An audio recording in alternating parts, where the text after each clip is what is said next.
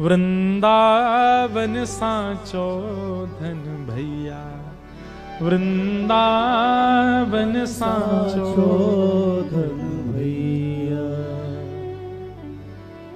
हरिराम व्यास। एक दिन आप अपने ठाकुर जी की सेवा कर रहे थे और सेवा करते करते ठाकुर जी को पाग बांध रहे थे। कोई बढ़िया सेठ रेशमी कपड़ा देख करके गया, बोले पाग पहनाना जुगल किशोर जी को।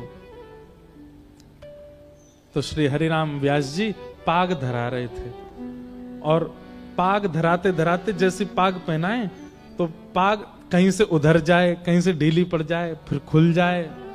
बाकी का श्रृंगार धराने जाए तो पाग नीचे गिर जाए। तो हरिराम व्यास जी को क्रोध आ गया और उधरी हुई पाग ऐसे मुंह पे आ रही थी, सबरे कपड़ा मुंह पे आ रहे जुगल किशोर जी के, उधरी हुई पाग में आरती कर दी। बोले खड़े रहो ऐसे ही हैं, सुबह तो है गई, मैं सुबह तैयार कर रहा हूं, तैयार नहीं है रहे मोह, इतने काम करने। वृंदावन रोज वृंदावन की परिक्रमा देते थे हरिराम व्यास जी। मोह वृंदावन की परिक्रमा जानो, संत जन को भंडारो करनो, और यहाँ सुबह तो है गई है और पाग नहीं पहनने। देखो एक बात कहें, जब सेवा में प्रेम खूब दिया गया होगा ना ठाकुर जी को, तो फिर क्रोध करने का अधिकार मिलता है। लेकिन एकांत में, यूं नहीं कि 4-5 लोग देख रहे हैं और तुम अपने ठाकुर जी को डांट रहे हो, ऐसे नहीं करना है। ऐसे आ जाएगा और प्रिया के ऊपर पाग पहना दो तो गोकर्ण बन जाएंगे ठाकुर जी। ये गोपाष्टमी के दिन, या फिर जब कभी भी आपके मन में आए ठाकुर जी आज जाओ गैया चराया हो, तो बाद ना ऐसी गोकर्ण पाग पहना दी ठाकुर जी। आज हरिराम व्यास जी देख रहे हैं, दोनों तरफ ऐसे कान निकरे हुए हैं, ऊपर ऐसी सुनहरी पाग, वापे मोर पिच्छ को सिरपेच पहनो है। आहा, इतने सुंदर लग रहे हैं।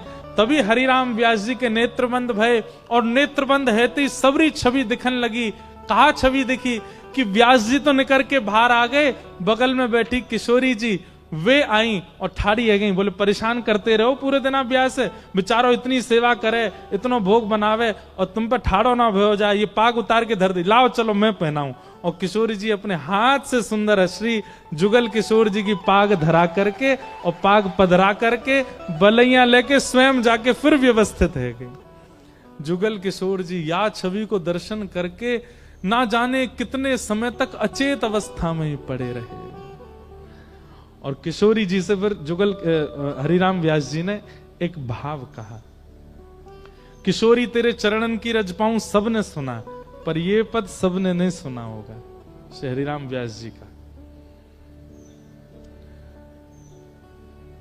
किशोरी मोहे अपनों कर लीजो, किशोरी मोहे अपनों कर लीजो, श्री राधे मोहे अपनों कर लीजो, श्री राधे मोहे अपनों कर लीजो।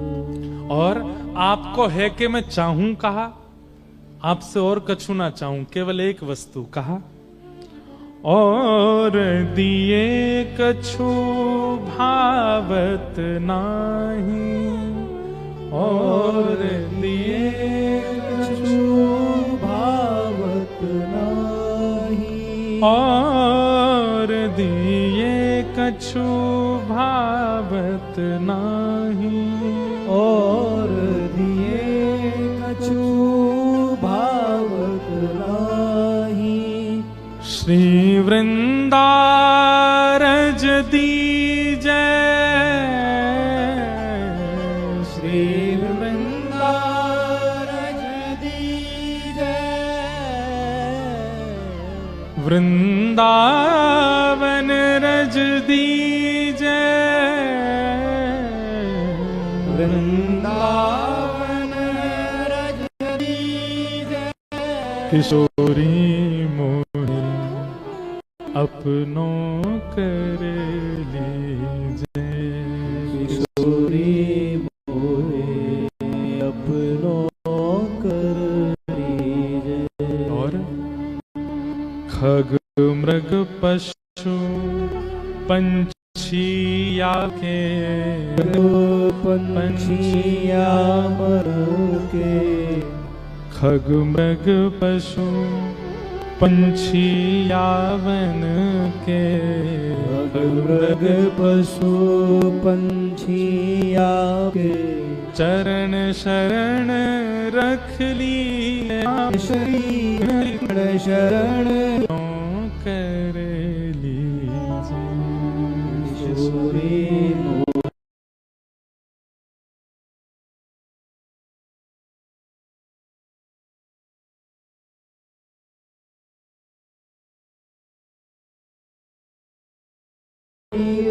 खत महल टहलनी की जय,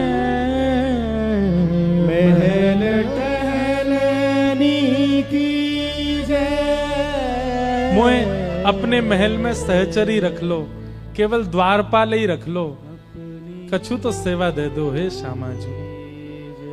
किशोरी मोहे अपनों कर लीजिए, किशोरी मोहे अपनों कर लीजिए। हरिराम व्यास किशोरी जी के चरणन की बार बार बलि जावे। क्यों? अपराध तो मोते बने सेवा में, अपराध तो मोते बने भजन में, पर हमारी किशोरी जी सब जगह मेरी रक्षा कर लें, कछु अपराध ऐसो बनन नाय दे।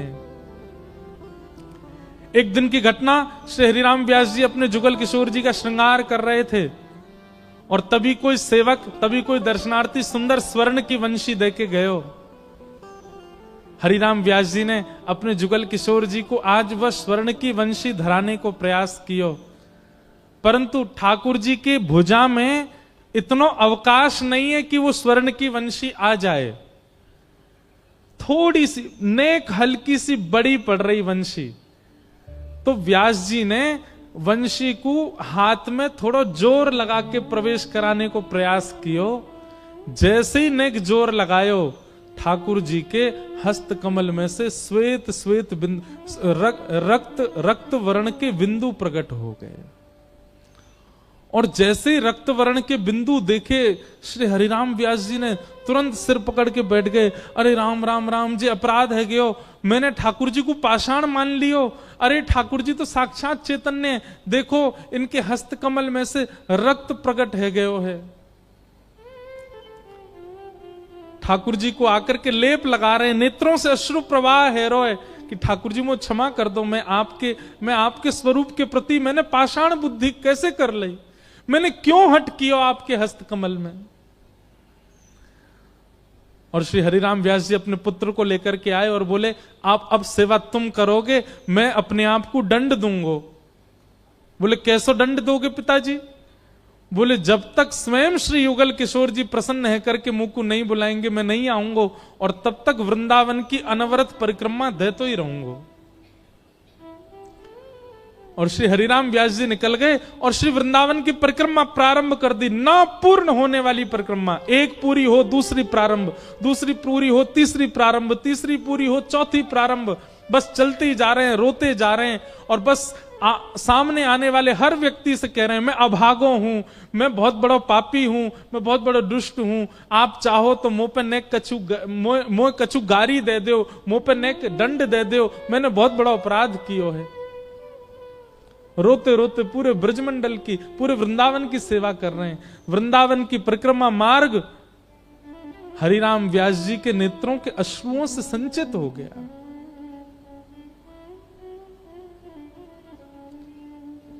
सब वैष्णव परिक्रमा नहीं कर रहे हैं, दोनों तरफ खड़े होकर के केवल व्यास जी की इस स्थिति को देख रहे हैं, अपने आप को दंड दे रहे हैं व्यास जी। शाम का समय, हर क्षण, हर परिक्रमा के प्रारंभ में व्यास जी के मन में आता है, अपराध बना मुझसे, तभी तो क्षमा नहीं किया अभी तक।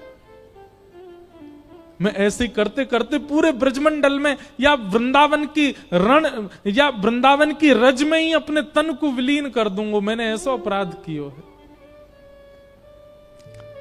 शाम का समय हुआ, संध्या आरती का समय, पूरे वृंदावन में मंदिरों में घंटे घड़ियाल संध्या आरती हो रही ठाकुर जी की।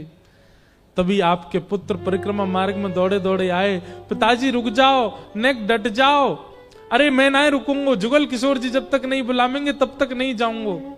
अरे पिताजी मैं वही तो बतावे आया हूं। बोले कहा भयो? बोले जो वंशी आप सुबह धरा रहे और ठाकुर जी के हस्त कमल में नहीं आए रही और आपने हठपूर्वक कियो तो ऐसो ऐसो कछु भाव भयो, अब वही वंशी ठाकुर जी के हस्त कमल में ऐसी सहजता से आ रही है मानो श्री ठाकुर जी ने अपने हाथ बड़े करके वह वंशी को स्वीकार कर लियो है। वो वंशी स्वीकार करके आपको आमंत्रित कर रहे हैं, बुला रहे हैं।